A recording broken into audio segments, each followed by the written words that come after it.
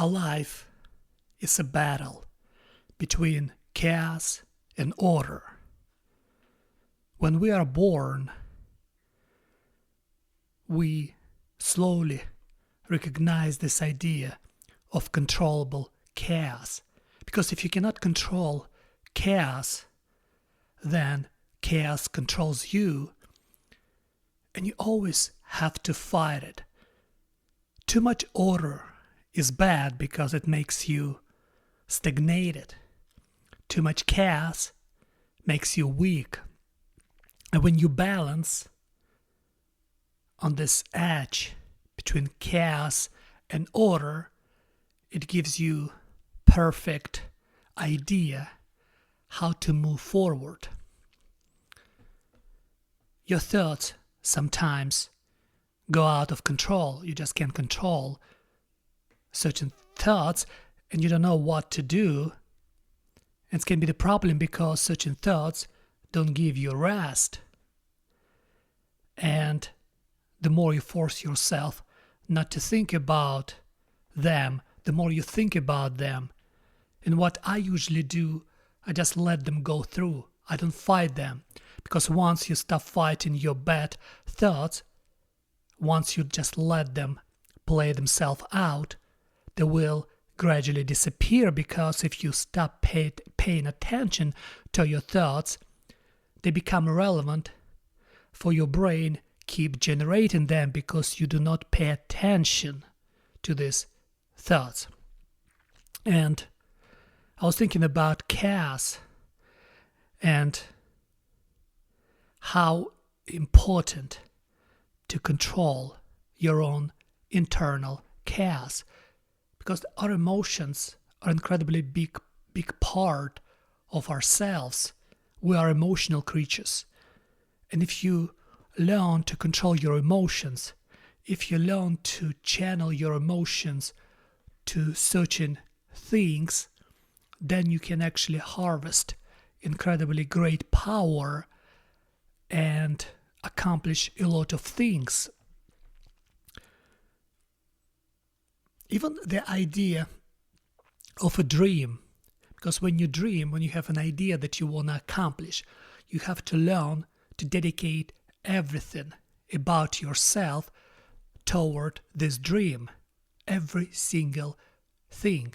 That's why the point of real sacrifices matter, because you have to sacrifice everything else around you toward your goal.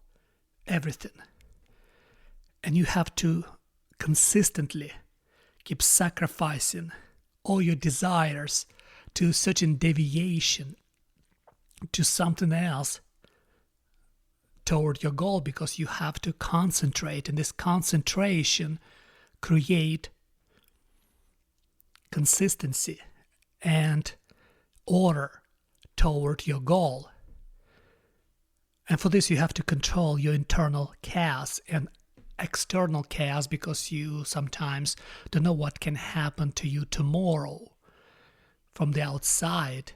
While you can control what inside of you, you cannot control what is outside of you. What you can control is your attitude toward the outside world.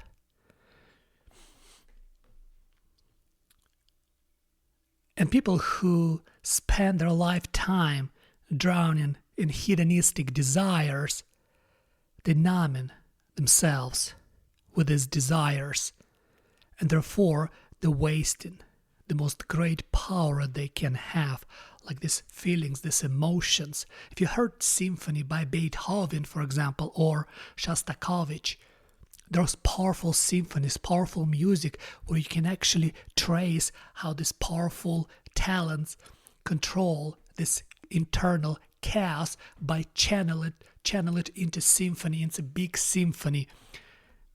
That there's for many years people keep listening and discovering meaning again and again and again and again.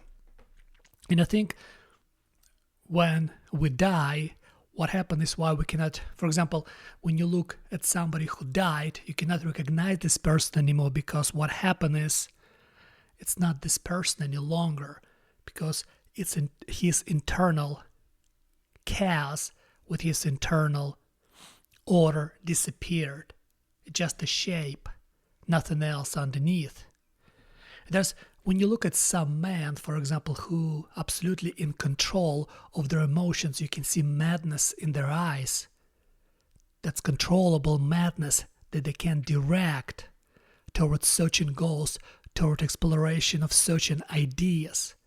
Because you know they're not going to waste their madness on some pitiful things. They're going to keep it, and they're going to control it, and they're going to explore their own madness with the chaos of outside and try to shape it into desirable future, into their desirable future, what they want from life. And it's hard because you have to completely subjugate your biology to your mind. Because mind, it's like your observer. And this observer must be in charge of your brain, and your brain in charge of your body. That's what a perfect hierarchy, I think, because you have observer who knows what is good and what is not for you, and this observer signal to your brain what your brain should act and shouldn't act upon. And we all know this wisdom within us. We all know what we need, but the problem with us sometimes, we know what we need, but we don't have the strength to act upon what we truly need, to reject certain things and certain people from our life. You have to train your observer. You have to trust your observer, because your observer knows what is the best for you. And it's a good question. What is the observer? How you can perceive yourself in charge of your brain, because your brain is in control of everything. But at the same time, some interesting feeling of consciousness, of self-awareness, gives us this idea of being in charge of this observer. Like you are in charge of your brain because you understand, for example, your addictions. You understand your follies, you understand what you're doing wrong and where your weaknesses are. And you know that your brain craving for those things as the result of dopamine, easy dopamine boost.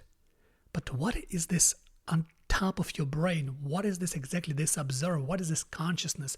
What is the mind? Because it seems like something outside of you completely. Some connections with a different environment that helps you to control your body and your brain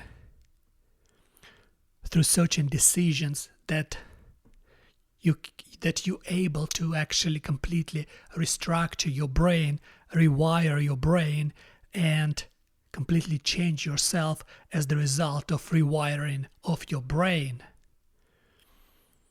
And once you learn these things, everything is possible, because you can learn anything you want, and you can achieve everything you want, because you can recognize how you can create right priorities and recognize certain patterns in your behavior, and then you know, okay, these patterns I should change, because if I'm going to make the same steps again and again and again and again, that will bring me again to the same outcome that I don't want to have any longer. And once you learn this, you start changing yourself and rewiring your brain, although it's hard, but it's the only thing. And that's why discipline is some sort of internal order, that you know that you're supposed to do certain things, whether you like it or not, and it doesn't matter how you feel, it's only a matter what you do. That's how, it's like you don't defeat chaos within. What you do, you balance in between chaos and order. You let your chaos play with you. You let your chaos sometimes force you to explore new things that you haven't recognized before. But at the same time, your discipline, your order helps you to be careful. You make a step into the unknown, And then you slowly make another step and another step. You exploring new things. If you rush into the unknown, you can make wrong steps, unprepared steps, and this unknown will crush you. But if you do one step at a time, then what happens is you slowly inhabit the unknown, and eventually it becomes known, it becomes part of you, and you expand in your understanding of the world.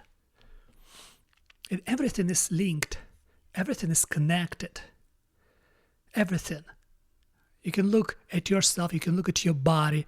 The more disciplined you are, in the better shape you are, because you take care of yourself in a physical way, you take care of yourself in a mental way, and it helps you to become much stronger and much more successful in this life. And this idea of chaos and order, this balance in between these two edges, is incredibly important to understand. And you keep practicing this understanding, you keep practicing this life, you practice literally everything, because nobody knows how to live your life. Even you don't know. Every life is unique, every person is unique, and I'm learning to live my own life. I'm learning to understand the point of my own life. I try to find the meaning of my own life, because nobody lived the same life like I do now before me.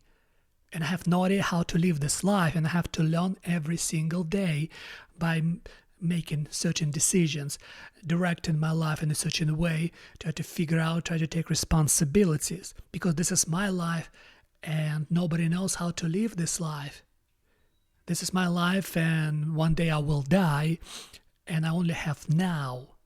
I might not have tomorrow. And that's the point, because we don't know. We're trapped inside of our heads. We're trapped having our own perception of reality. And we sometimes don't understand. We sometimes try to imitate other people. And sometimes it's a good imitation, because you try to figure out if you can get something out of their lives, something good.